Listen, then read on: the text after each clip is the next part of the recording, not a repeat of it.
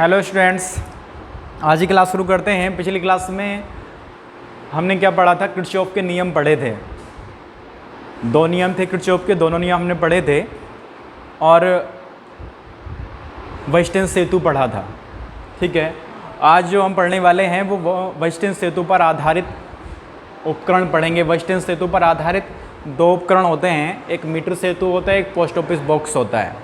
पर हमारे सिलेबस में केवल मीटर सेतु है, तो आज हम मीटर सेतु पढ़ेंगे। मीटर सेतु क्या होता है, पहले हम मीटर सेतु के बारे में बताएंगे कि होता क्या है। जैसे वेस्टर्न सेतु हमने पढ़ा है कि वेस्टर्न सेतु एक ऐसा उपकरण, एक ऐसी युक्ति होती है जिसकी सहायता से हम किसी तार का प्रतिरोध ज्ञात कर सकते हैं। तो मीटर सेतु भी किस पर आधारित है? वेस्टर्न सेतु पर आधारित है। तो मीटर सेतु भी एक ऐसा उपकरण, एक ऐसी युक्ति है जिसकी सहायता से हम किसी तार का प्रतिरोध ज्ञात कर सकते हैं। ठीक है, तो पहले बताना है हमें क्या मीटर सेतु होता क्या है। तो मीटर सेतु के बारे में हमने बता दिया कि मीटर सेतु एक ऐसा उपकरण है जिसकी सहायता से हम किसी तार का प्रतिरोध ज्ञात कर सकते हैं। ठीक है, अब उसकी रचना बताएंगे कि होता कैसे है। तो इसमें क्या होता है, 1 मीटर लंबा मैग्नीन का तार होता है। सही है, क्या होता है इसमें? 1 मीटर लंबा मैग्नीन का तार होता है एसी, जो किस पर कसा रहता है? एक लकड़ी के मीटर पैमाने पर कसा रहता है। 1 मीटर यानी 100 सेंटीमीटर लंबा एक मैग्नीन का तार होता है जो किसके ऊपर कसा रहता है? एक मैग्नीन के लकड़ी के मीटर पैमाने पर कसा रहता है। सही है। तार के दोनों सिरों पर क्या होती हैं? 2 एल आकार की तांबे की पत्तियां लगी रहती हैं, ऐसे तार के ए सिरे पर और तार के सी सिरे पर 2 एल आकार की तांबे की पत्तियां लगी रहती हैं। ठीक है, अब क्या होता है कि इन दोनों पत्तियों के दोनों ओर कुछ रिक्त स्थान छोड़कर क्या होती है? एक आई आकार की पत्ती लगी रहती है जिसमें 3 संबंधक पेच होते हैं। 3 संबंधक पेच होते हैं। सही है। अब इसमें से बीच वाला जो पेच होता है, इस पेच का संबंध हम किससे करते हैं?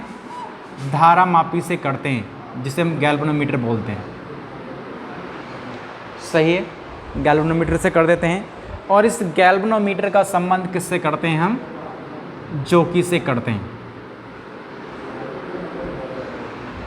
ठीक है,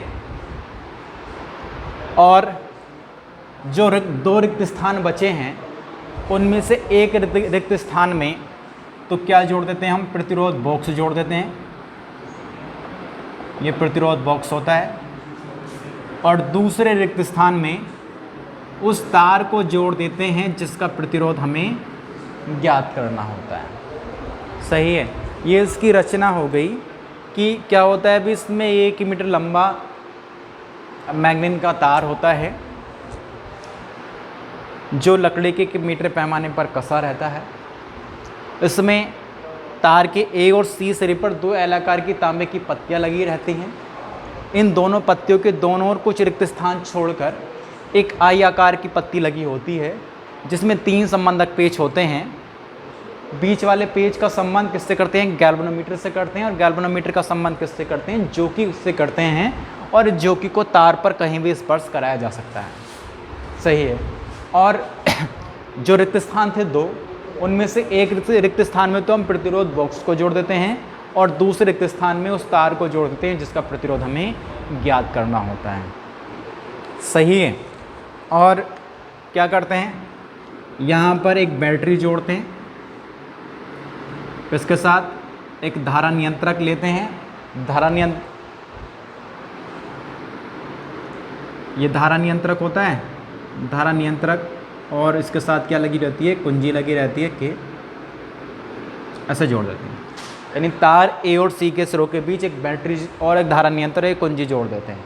ये इसकी रचना हो गई। ठीक है, अब इसकी ये प्रतिरोध बॉक्स से प्रतिरोध बॉक्स और इस अज्ञात तार का प्रतिरोध, जिसका प्रतिरोध हमें ज्ञात करना होता है, उसे ऐसे दिखाते हैं। अब इसकी वर्किंग क्या है, कैसे ही काम करता है? ठीक है, वर्किंग क्या है भाई?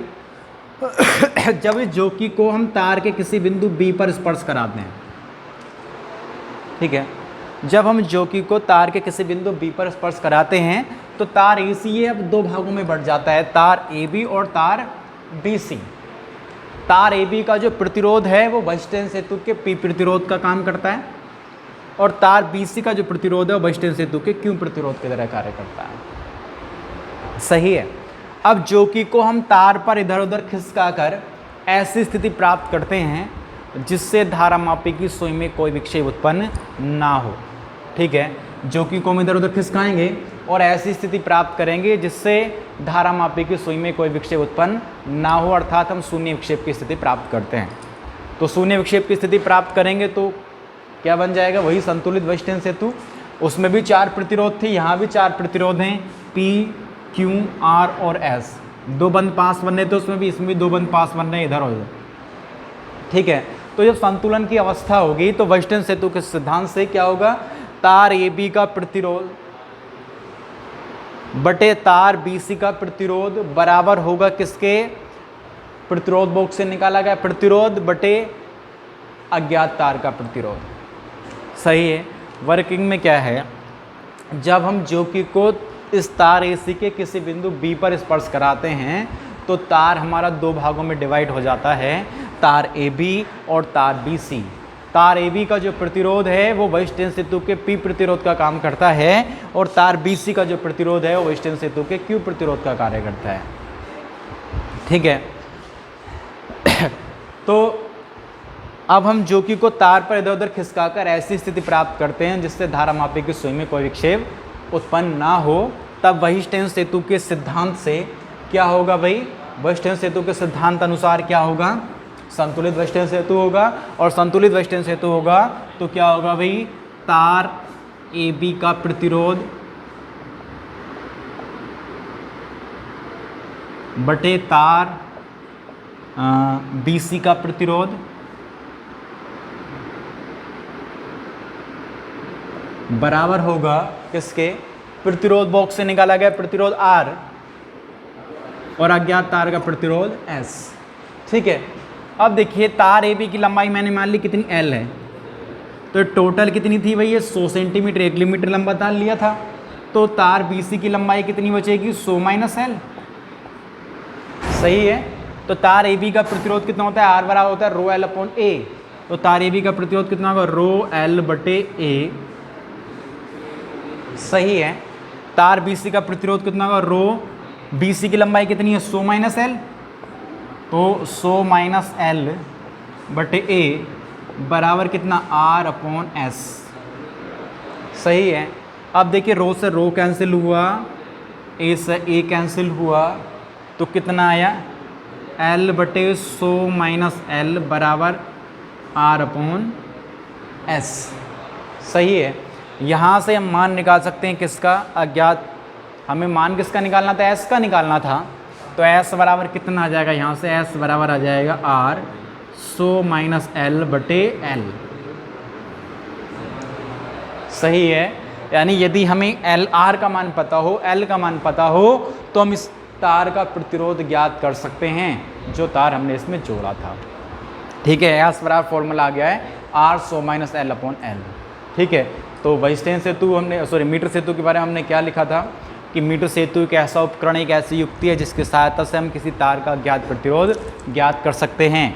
तो क्या करते हैं, प्रैक्टिकल करके मीटर सेतु द्वारा हम क्या किसका मान निकाल लेते हैं, इस शून्य विक्षेप की स्थिति में तार की लंबाई L का मान निकाल लेते हैं और इस फॉर्मूले में रख देते हैं S बराबर R 100 माइनस L बटे L।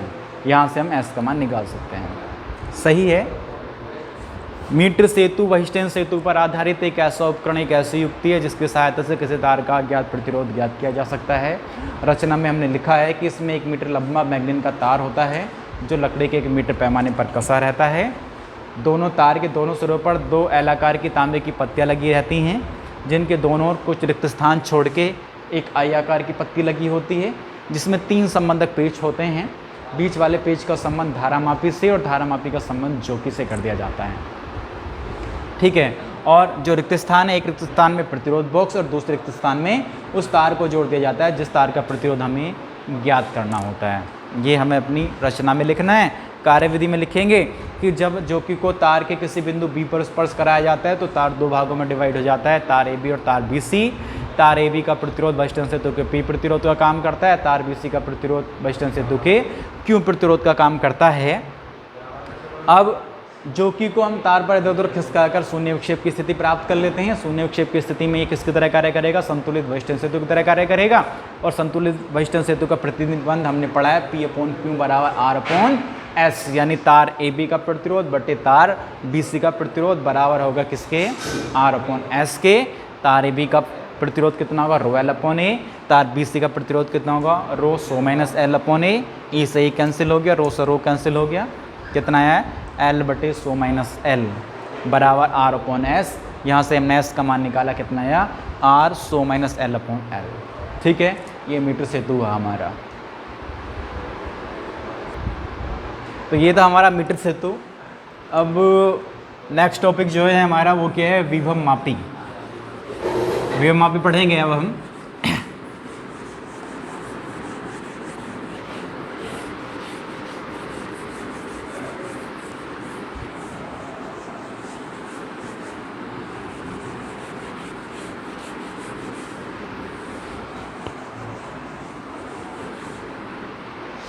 तो विभव मापी क्या होता है भाई, नाम से स्पष्ट होता है विभव मापी।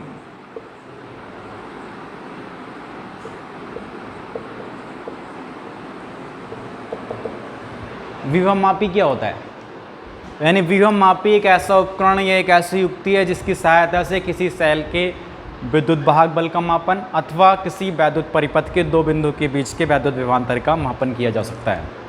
विभव मापी का मतलब विभव को मापने वाला, यानी विभव मापी एक ऐसा उपकरण या एक ऐसी युक्ति है जिसकी सहायता से किसी सेल के विद्युत वाहक बल का मापन अथवा किसी परिपथ के दो बिंदु के बीच के वैद्युत विभवांतर का मापन किया जा सकता है।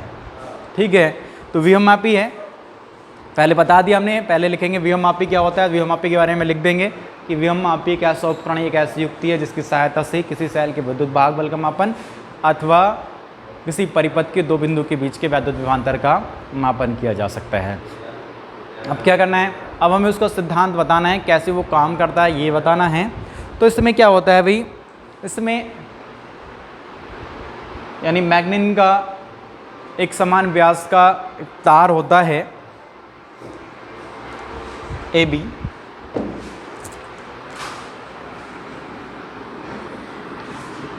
इसमें एक तार होता है ए बी जिसकी लंबाई 4 से लेकर 12 मीटर तक हो सकती है। सही है, यानी इसमें मैग्नीन का एक तार लिया जाता है ए बी जिसकी लंबाई क्या हो सकती है, 4 से लेकर 12 मीटर तक हो सकती है। अब क्या करते हैं, हम एक संचयक सेल लेते हैं जिसके धंस रे को, ये सेल लिया हमने, ये बैटरी ली,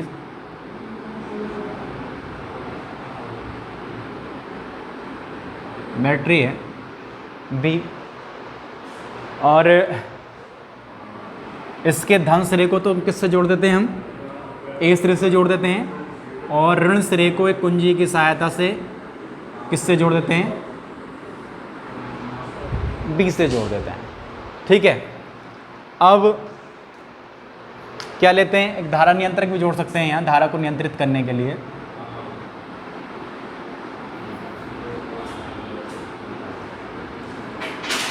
अब एक दूसरा सेल लेते हैं जिसका विद्युत वाहक बल का मापन करना होता है। उससे क्या करते हैं, हम उसके धन सिरे को तो किससे जोड़ देते हैं, ए सिरे से जोड़ देते हैं,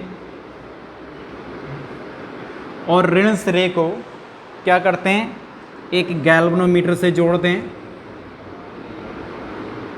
और गैल्वेनोमीटर को किससे जोड़ते हैं, हम ज्योति से जोड़ते हैं।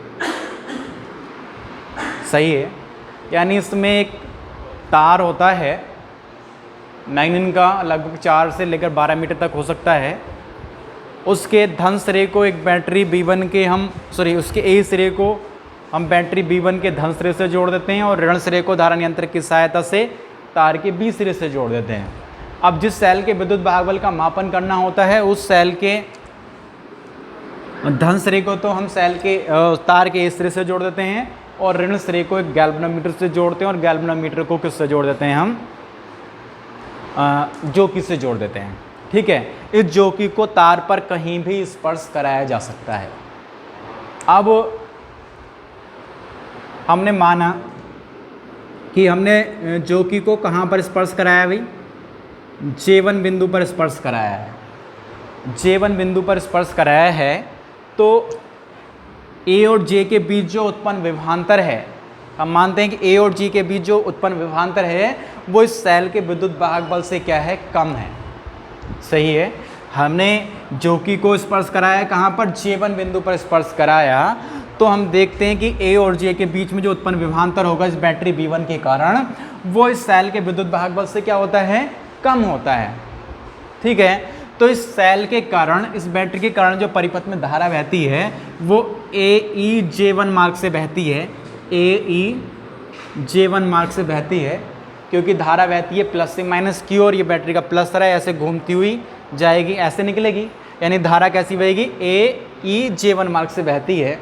और इस सेल के कारण धारा बहेगी प्लस से माइनस की ओर, यानी ऐसे धारा बहेगी, यानी इसके कारण धारा बहेगी, किसके, सेल के कारण धारा बहेगी AJ1E मार्ग से।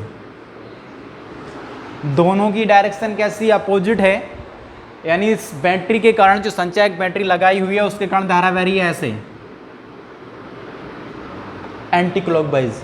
ठीक है, और इस सेल के कारण जो धारा बह रही है वो कैसी बह रही है, ऐसे, यानी क्लॉकवाइज। तो दोनों की अब धाराएं कैसी हैं, अपोजिट हैं, पर हमने लिखा है कि A और J1 के बीच जो उत्पन्न विभवांतर है वो सेल के विद्युत वाहक बल से कम है, अर्थात परिणामी धारा जो बहेगी वो किसके कारण बहेगी, इस सेल के कारण बहेगी, जिससे क्या है, इस धारा मापी की सुई में क्या है, विक्षेप उत्पन्न हो जाता है। ऐसे धारा मापी होती है, 0.0 होता है।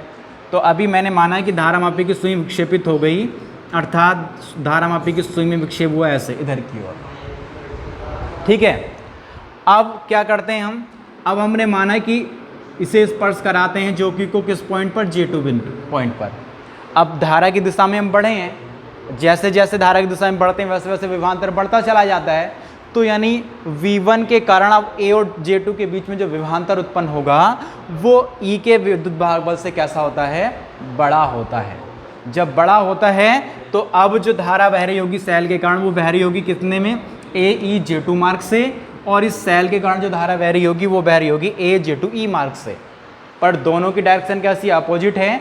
पर अब जो सेल का इस बैटरी के कारण जो विभवांतर उत्पन्न हुआ था वो इस सेल के विद्युत वाहक बल से बड़ा है, यानी अब जो धारा बहेगी पहले से विपरीत दिशा में बहेगी, यानी अब जो सुई का जो विक्षेप उत्पन्न होगा वो पहले से विपरीत दिशा में उत्पन्न होगा।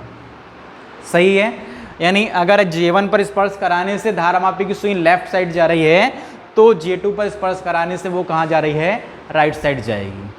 ठीक है, अब क्या करते हैं, यानी J1 पर राइट जा रही है, J2 पर लेफ्ट जा रही है, इसका मतलब J1 और J2 के बीच में कोई ना कोई बिंदु ऐसा अवश्य होगा जिस पर धारा मापी की सुई में कोई विक्षेप उत्पन्न ना हो। तो इन दोनों बिंदुओं के बीच में हम जोकी को इधर उधर खिसका कर एक ऐसा पॉइंट प्राप्त करते हैं जिससे धारा मापी की सुई में कोई विक्षेप उत्पन्न ना हो। अब हमने माना कि वहाँ ने कहाँ पर स्पर्श कराया, J पॉइंट पर स्पर्श कराया, तो J पॉइंट पर स्पर्श कराने से हमने देखा कि धारा मापी की सुई में कोई विक्षेप उत्पन्न नहीं हुआ। इसका मतलब A और J के बीच में जो विभवांतर उत्पन्न होगा वही विभवांतर किसका होगा, इस सेल का विद्युत वाहक बल होगा।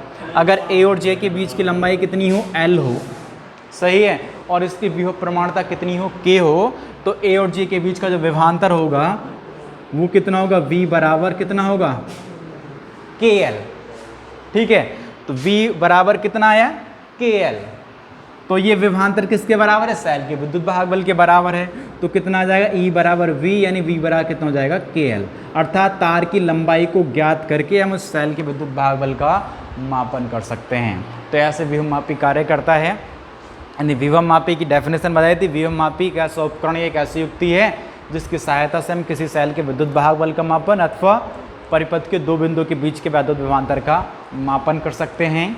इसकी रचना में बताया, इसके सिद्धांत में, कि इसमें एक समान व्यास का एक धातु का तार होता है AB, जिसके धन सिरे को बैटरी संचायक बैटरी के जिसके A सिरे को हम संचायक बैटरी के धन सिरे से जोड़ देते हैं और B सिरे को बैटरी के ऋण सिरे से जोड़ देते हैं। जिस सेल के विद्युत वाहक बल का मापन करना होता है उसके धन सिरे को तार के ए सिरे से जोड़ देते हैं और ऋण सिरे को एक धारा मापी की सहायता से एक जोकी से जोड़ देते हैं। सही है। अब जोकी को तार पर स्पर्श कराते हैं। पहले हमने कहाँ स्पर्श कराया, J1 बिंदु पर स्पर्श कराया, और J1 बिंदु पर स्पर्श कराने से हमने देखा ए और J1 के बीच का जो उत्पन्न विभवांतर है वो सेल के विद्युत भाग बल से कम होता है, जिससे धारा मापी की सुई में विक्षेप उत्पन्न होता है। सही है। अब हमने J2 बिंदु पर स्पर्श कराया, J2 बिंदु दूर लिया है हमने, तो अब A और J2 के बीच में जो उत्पन्न विभवांतर होता है वो सेल के विद्युत भाग बल से बड़ा होता है, यानी अब धारा मापी में पहले से विपरीत दिशा में विस्थापन होता है। तो अब हम J1 और J2 के बीच में जोकी को स्पर्श करा के एक ऐसा बिंदु प्राप्त करते हैं जिससे धारा मापी की सुई में कोई विक्षेप उत्पन्न ना हो। तो वो विक्षेप कब उत्पन्न नहीं होगा, जब A और J के बीच का जो उत्पन्न विभवांतर होगा वो सेल के विद्युत भाग बल के बराबर होगा। तो हमने शून्य विक्षेप की स्थिति निकालते हैं, वो L लंबाई पर प्राप्त होती है, तो उससे हम A और J के बीच का विभवांतर निकाल लेते हैं, V बराबर KL। अगर A और J के बीच का विभवांतर KL है तो सेल का विद्युत भाग बल भी कितना होगा, KL होगा। ठीक है। तो इस प्रकार विभवमापी कार्य करती है।